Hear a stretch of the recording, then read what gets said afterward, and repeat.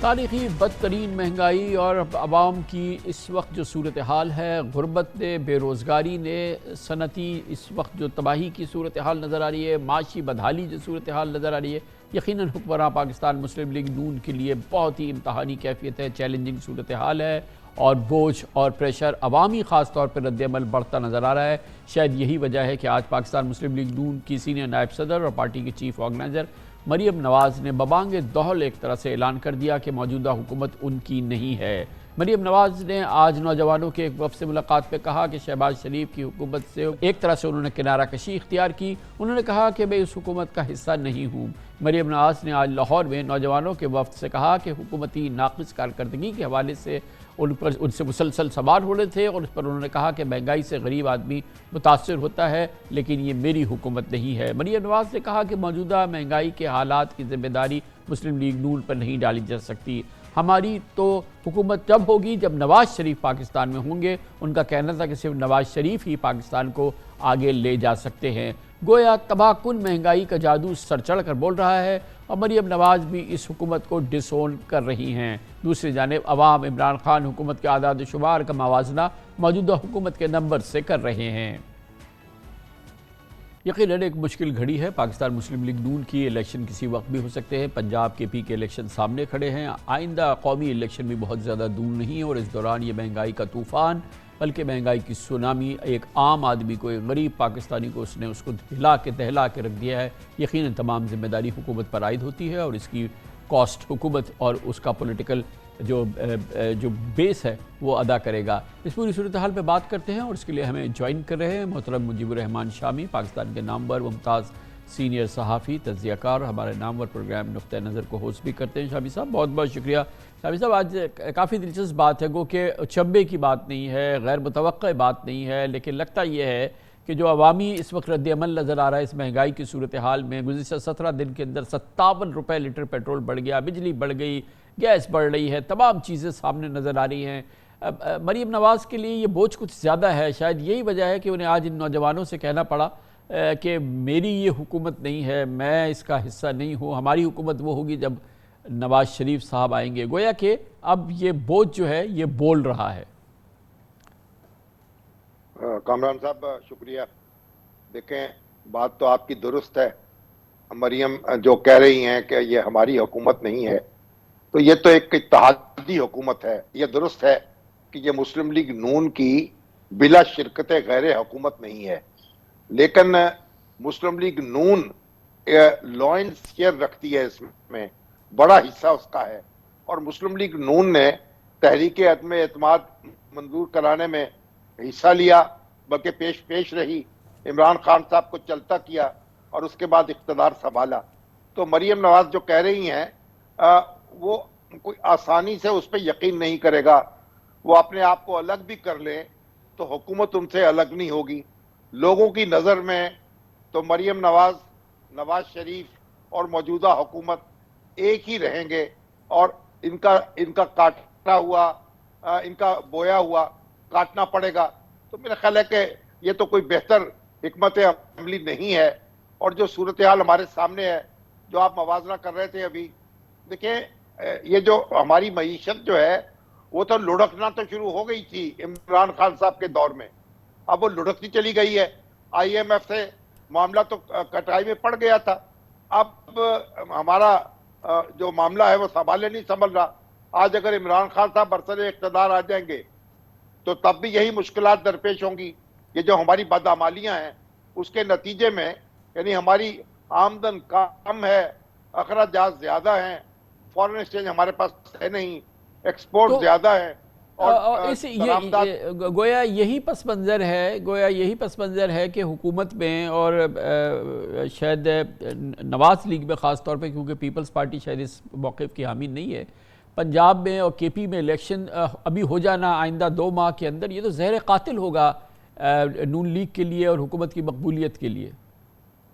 دیکھیں جو بھی ہو آپ کو تو فیس کرنا ہے، ایک آگ کا دریا ہے اور ڈوب کے جانا ہے۔ انتخابات تو ہونے ہیں اور آپ کو اس کا سامنا بھی کرنا ہے۔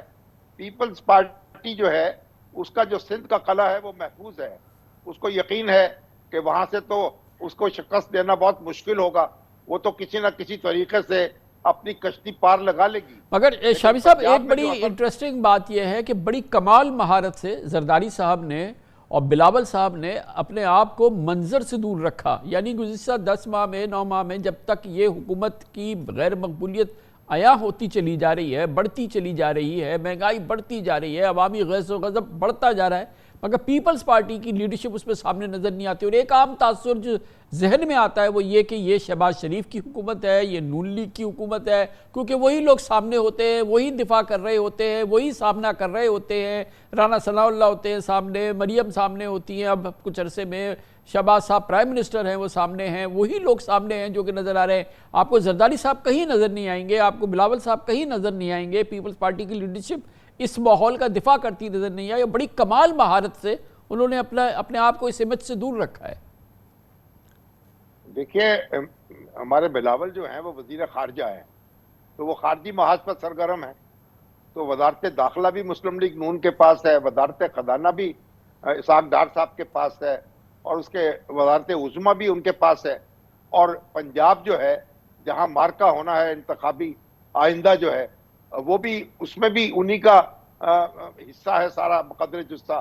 اور اس لیے جو بھی صورتحال ہے اس کا سامنا تو مسلم لیگ نون کو کرنا ہے.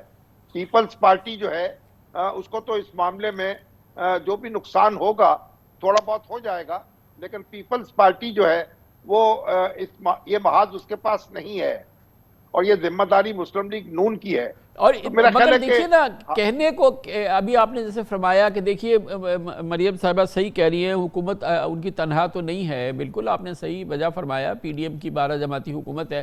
لیکن وہی جو میں کہہ رہا ہوں نا کہ جو عوامی تاثر ہے، جو امیج ہے، جو سامنے نظر آ رہا ہے، وہ نون لیگ ہی نظر آ رہی ہے، شہباز شریف ہی نظر آ رہے ہیں، یہی نون لیگ والے نظر آ رہے ہیں. اب دیکھیں مولانا فضل الرحمان بھی تو آخر اس کا حصہ ہے نا، ایک بڑی پارٹی ہے، ان کی جماعت بھی تو اس کا حصہ ہے. کہیں ہم نے دیکھا ہو کہ وہ دفاع کر رہے ہوں مہنگائی کا، اس پوری صورتحال کا مقابلہ کر رہے ہوں، اس کو ایکسپلین کر رہے ہوں. پیپلز پارٹی کی طرف سے وہ بھی کمال مہارت سے منظر سے باہر رہتے ہیں.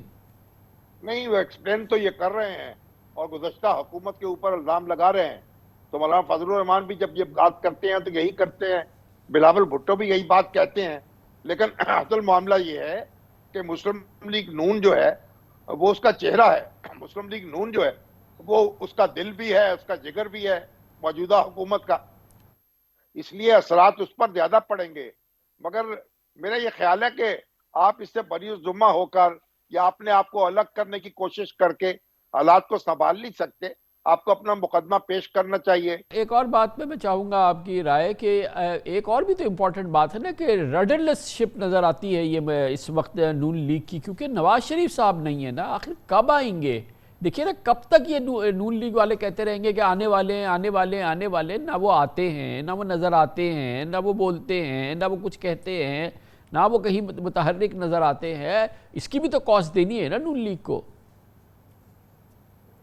ہاں جی، یہ بات بھی اپنی جگہ وزن رکھتی ہے، لیکن نواز شریف صاحب اگر موجودہ حالات میں آئیں گے تو ان کے پاس ان کے مقدمات ہیں، کچھ قانونی پیچیدگیاں ہیں. جب تک وہ دور نہیں ہوتی اس وقت تک ان کے لیے یہاں کوئی کھلا میدان تو نہیں ہوگا. اور پھر اس وقت جو مشکلات ہیں تو ان میں وہ تو ان کو کیسے دور کریں گے؟ یعنی ایک چٹکی بجاتے تو آپ دور کر نہیں سکتے. اسحاق ڈار صاحب بڑے دعوے کے ساتھ آئے تھے، لیکن جو حالات ہیں وہ اتنے سنگین ہیں کہ وہ سارے اقدامات کرنا پڑے جن سے وہ بچنا چاہتے تھے. تو 2-3 مہینے تاخیر سے اس کی اپنی ایک کاسٹ ہوئی، ادا کرنی پڑ رہی ہے. تو یہ جو بھی صورتحال ہے خان صاحب، یہ تو اس کا مقابلہ کرنا پڑے گا اور مردانہ وار کرنا پڑے گا، لوگوں کو سمجھانا پڑے گا اور پھر صورتحال سے راستہ نکالنا ہوگا. یہ بوجھ جو ہے اب آپ کو صرف یہ ٹوکری نہیں ہے کوئی کہ آپ اٹھا کر اسے پھینک دیں تو آپ ہلکے پھلکے ہو جائیں گے. یہ تو کہتے ہیں نا کہ جو بھی صورتحال ہے، آپ یہ تو نانی نے قسم کیا، برا کیا، کر کے چھوڑ دیا اور برا کیا.